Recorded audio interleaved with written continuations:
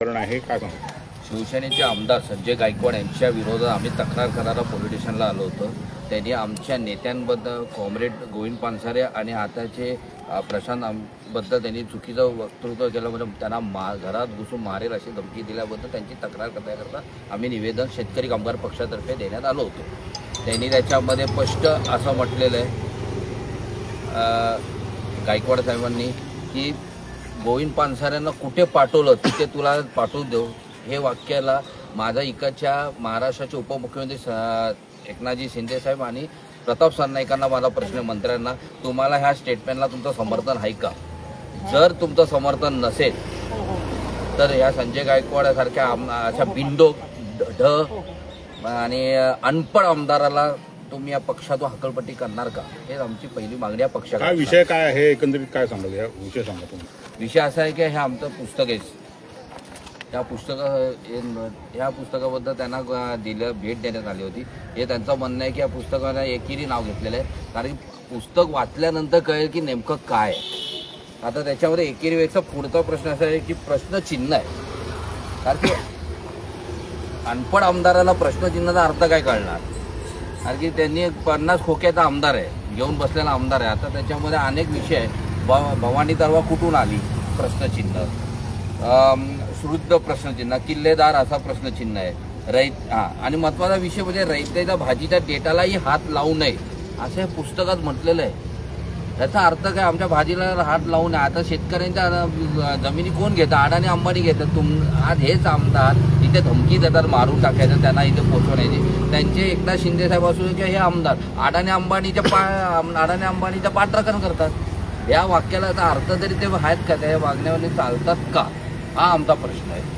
म्हणून आम्ही त्यांच्याकडे मागणी केली आहे पोलिसांकडे की त्यांनी त्यांच्यावर गुन्हा. आता राहिलं, मी प्रबोधनाथ ठाकरेंचं एक पुस्तक काढतो, नाव आहे दगलबाज शिवाजी. आता हे प्रबोधनाथ ठाकरे कोण आहे? एकनाथ शिंदे साहेबांना माहिती आहे का? आता प्रश्नचिन्ह आम्हाला एकनाथ शिंदे साहेबांवर आलेलं आहे. तुम्ही प्रबोधनाथ ठाकरेंना तुम्ही ओळखता का? त्यांच्याबद्दल माहिती आहे का? जर माहिती नसेल तर समजून घ्या.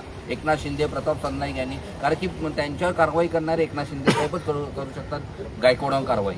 हे पुस्तक वाचा. तुमच्या बाळासाहेब ठाकरेंच्या वडिलांनी लिहिलेलं पुस्तक आहे दगलबाज शिवाजी. हे जर तुम्हाला काहीतरी बोलायचं होतं आमदारांना, मग तिथे तुमचे थोबाड का सगळ्यांचे बंद पडले? पुस्तकाचं नाव आज के शिवाजी नरेंद्र मोदी. तुलना कोणाची कोणत आहे? हे जे भगवान गोयल भाजपचे नेते आहेत, तुम्ही माहिती गुगलवर घेऊ शकतात.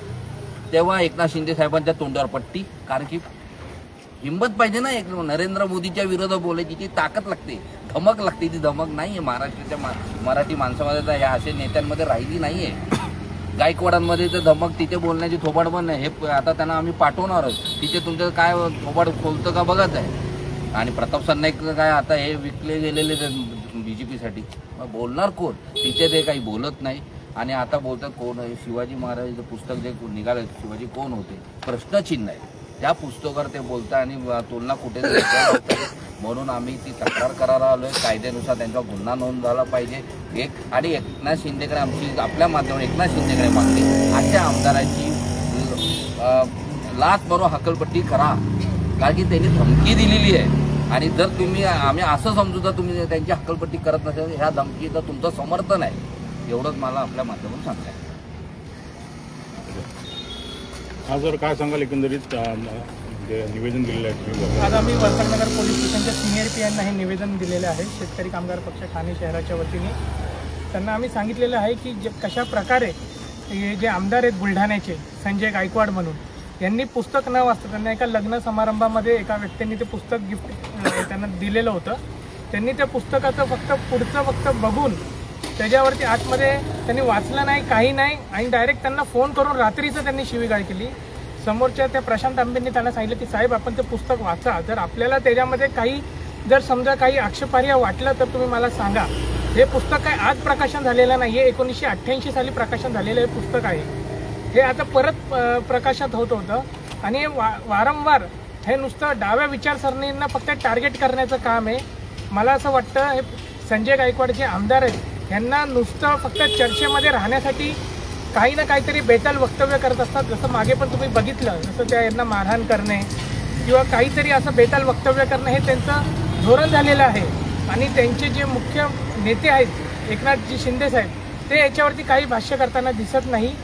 हे जे आपले आमदार आहेत हे शिकलेले नाही आहेत, हे त्यांनी दाखवले त्यांच्या ॲफिडेव्हिटमध्ये की 9वी ते झालेले आहेत. त्यासाठी आम्ही त्यांच्यासाठी आज आम्ही हे बाराखडीचं पुस्तक आणलेलं आहे.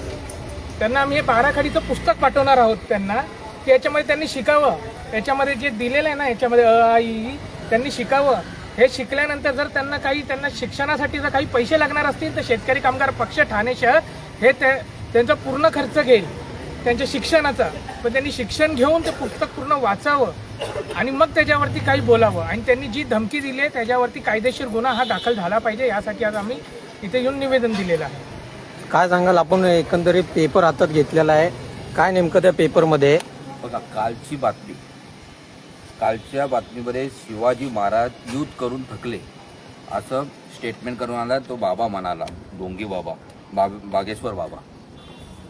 स्टेटमेंट देताना समोर त्यांच्याबरोबर त्या व्यासपीठावर CM होते देवेंद्र फडणवीस, मोहन भागवत होते, नितीन गडकरी साहेब होते. एवढे सगळे दिग्गज नेता असताना एकाही नेत्याला हे सगळे मराठी आहे ना, सगळे मराठी नेत्यांना त्यांचा आता मराठी बाणार उभा झाला नाही, या बाबाला तिथे धडा शिकवता आला नाही. हा इतिहास आहे महाराष्ट्रातला. हा इतिहास कोण घाणेरडं करतं, ही विचारधारा कोण आहे? ही सगळी विचारधारा, मी आता जी नावं गेली, विचारधारा भाजपने RSS वाले. खरा इतिहास लपवण्याचं काम, इतिहास फसवण्याचं काम, इतिहासाची वाट लावण्याचं काम हे करत आहेत. आणि माझं म्हणणं असं आहे की आज गायकवाडासारख्या व्यक्तीलाही RSSनी सुपारी का दिली नसेल असं काही स्टेटमेंट करण्याचा असा माझा आरोप पण आहे. आणि आताची शिवसेना ही RSS झालेली आहे, बाळासाहेबांची शिवसेना राहिली नाही. हेच मी आपल्या माध्यमातून आता पुढे बघूया काय कारवाई त्यांच्यामध्ये पण बघा ते पण काय होतं. ओके. संजय गायकवाड हे ज्या शाळेत शिकले त्या शाळेचं नाव शिवाजी विद्यालय आहे. मग आज ते त्याच मतदारसंघातून ते आमदार आहेत. मग त्यांना जराही वाटलं नाही का की त्या शाळेचं तिथे नाव बदलून छत्रपती शिवाजी महाराज हे करावं? म्हणजे आपल्या इथे जे काय चालू आहे ते बघायचं नाही, दुसऱ्याच्या इथे यांचं हे जे काम आहे. आता डॉक्टर बाबासाहेब आंबेडकरांनी काय सांगितलं की शिक्षण हे वाघिणीचं दूध आहे, ते सर्वांनी प्राशन करावं. मला असं वाटतं हे त्या वाक्याशी वंचित राहिलेले आहे.